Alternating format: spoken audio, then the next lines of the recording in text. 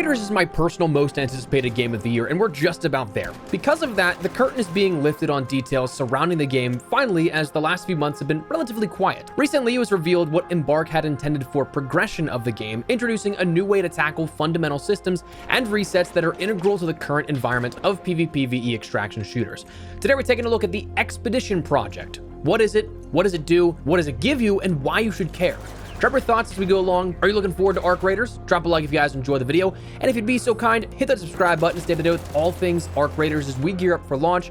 I'm going to have so much content coming for this game and would love to have you in the community as we chase down 700,000 subscribers. Lofty goal, perhaps by the end of the year, but who knows? But anyways, let's get into it. So one of the big things with extraction shooters is wipes, right?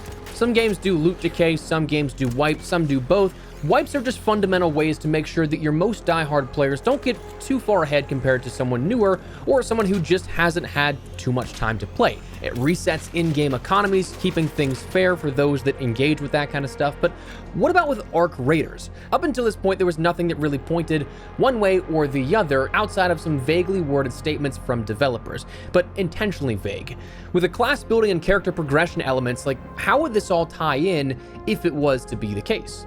Well, we're going to see optional wipes called expeditions. In lore, this relates to tunnel networks connecting to Speranza that are largely unexplored or inaccessible. Most survivors stay within their settlements, but like the raiders who dare venture topside, there are also those that dare to venture even further. Once the Rust Belt has given all it can offer, some raiders choose to step out beyond the borders of what they know. As of now, this has always been a one-way trip.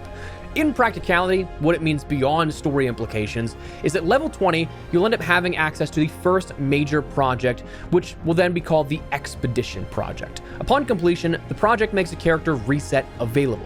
If a player completes a reset, they'll be able to do so again so long as they complete another one of these projects. So again, being able to opt into resetting and wiping your stuff. The Expedition Project will operate on a repeating cycle of roughly 8 weeks. During the course of those 8 weeks, players can contribute towards and make progress to their Expedition Project, which will overall be somewhat of a large time investment, they say. At the start of the 8th week, the ability to finalize said project will become available and remain for the next entire week until that window closes. If a player has fulfilled all of the necessary stages of the project up until that point, they can commit to completing it during that period. So what does that look like? The concept, I understand, but any specifics are kind of hard to gather just from wording alone. But thankfully, they attached a bit of a preview of what you can expect. This expedition that we'll see with the launch of Arc Raiders will require you to commit items to overall quests, progressing as you get more and more items, and upon completion, you'll have the ability to opt into that wipe. So what they gave as an example was committing metal, rubber, and plastic parts, steel springs, wires, batteries, arc alloy, and cooling fans. Those things are sort of tiered in their progression, and they progressively get harder and harder to find if you remember seeing anything from the tech test. Like that first tier is abundant stuff. Honestly, Scrappy will get you all that within no time. But these items that progressively get harder and harder to find, they're all relatively useless per se, in the sense of some crafting elements are tied to it, but you'll also find and have these items in excess most likely. Like the metal, rubber, and plastic parts, they all work for things like basic upgrades, builds for weapons, and item crafting, but you'll always have more than what you need. I think that at a point I had 600 excess while dumping them during that week of the tech test. So I could not give them away fast enough, but this will now be another way to utilize those. Then when you get more and more expensive or rare items, that's where you're going to start to test yourself, and why I think it's going to be something that over 8 weeks is going to be a somewhat grind. Based off the accompanying sort of timeline, after you reach level 20 and you have the ability to take part in this expedition, you have until December 14th to commit all of those resources that we just mentioned and that we saw an example of. But it appears that that window for completion, the dubbed finalization phase, isn't until the week of December 15th to the 20th, and then on the 21st, the dubbed completed caravans depart, which is what I'd imagine is when those wipes and resets take effect, taking your character away again in the lore on that one-way trip outwards, extending into the other tunnel systems. So at the end of this, you might be able to create a brand new character and start fresh. That's how they handle, again, thematic and lore-wise wipes while also making it functional as well. But what if you didn't finish? It said, should a player's project not be ready during the window to complete the expedition project, their progress will be kept, allowing them to continue working on the project until the next finalization window. So you could take 8 weeks to complete this, you could take 16 weeks to complete it. Maybe you take 24, but you'll have it on that 8-week rotation. Other projects may be added over time as a part of the updates, holidays, and other events. These will range in scale and reward structure. So I think the only thing that I have a question for when it comes to this is, let's say you're a true grinder and completionist, but for some reason you have to miss a window. Are you permanently one expedition behind at that point, or are these expeditions and additional projects to come possible to be completed simultaneously? That's still a bit vague, but anyways, beyond that, what is kept versus what is lost if you decide to go through the entire expedition? It said players will lose anything inherent to their character's progression: levels, skills, item and inventory, workshop, crafting abilities, and so on. Players will keep cosmetics earned or purchased, awards, achievements, rankings, etc. Essentially, anything rooted solely in the metagame or involving real money will be preserved.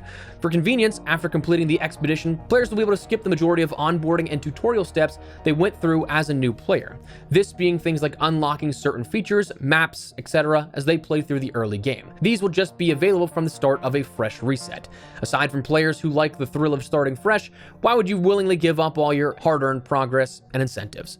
Now, that comes down to a couple of things that you can take a look at a little further, because they mention it in passing, but like when you mention levels, skills, items, and inventory, there's a lot of stuff that goes along with that. Skills, it depends on how far you get, but there's an entire skill tree that you can end up unlocking and progressing through whenever you complete contracts. I think whenever we first started the tech test, like before it opened up to the closed invites, it was something that every single extraction gave you a point to work towards for that, but I think that went through a bit of phases. But now it appears with the server slam, it's finalized for a launch on levels, 1 skill point per level. So it's going to be a grind to progress those skills to begin with, and then to reset them voluntarily is going to be quite the undertaking. Your items and inventory, any sort of upgrades you make to the stash and inventory quantity, that's going to be gone. Your workshop and crafting capabilities, those are going to be reset. You're going to have to start from square one and also upgrade those things again, and so on and so forth.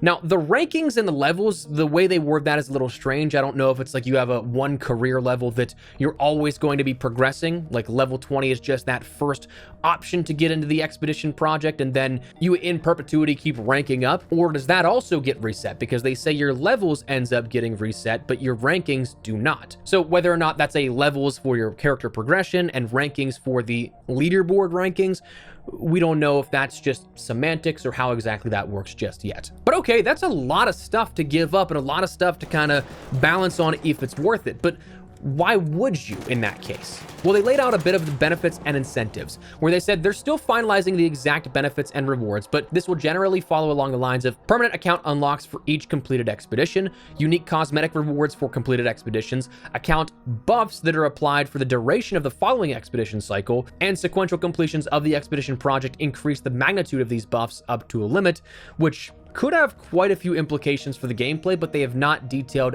any sort of teaser of what those will be.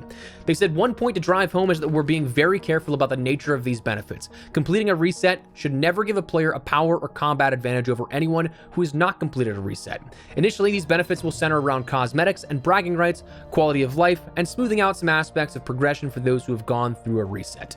But this all still seems kind of interesting. Like, some people love wipes, some people hate wipes, but this is a brand new way to do this kind of stuff. So in closing, they detailed a little of what comes next. They said that while any and all of this is subject to change between now, launch, and post-launch, this is the shape of it right now. That they hope they're making the reset mechanic voluntary and properly incentivizing, but can observe two results, where on one hand, players are highly engaged and can experience the game fresh on a regular cadence while accruing some benefits, but also on the opposite side, that players who have less time to dedicate to the game don't have their progression reset outside of their control. They're always able to keep moving forward and at their own pace if they so choose. So they said it's not a silver bullet. They won't achieve the clean break that a mandatory global reset does, but its aim is to be more equitable to players, making it more valuable and worthwhile to do that to those that are intrigued by it.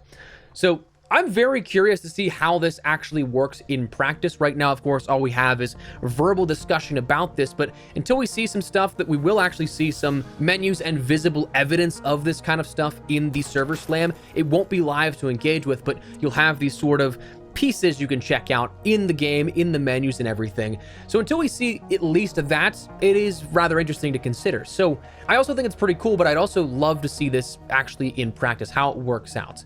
But for now, that's where we're going to wrap it up. I wanted to fill you guys in on a little bit of information that came out recently that honestly has some really big implications for the gameplay loop and the progression of Arc Raiders. Something that up until, again, this was mentioned, had been lacking in terms of the information we had around the game.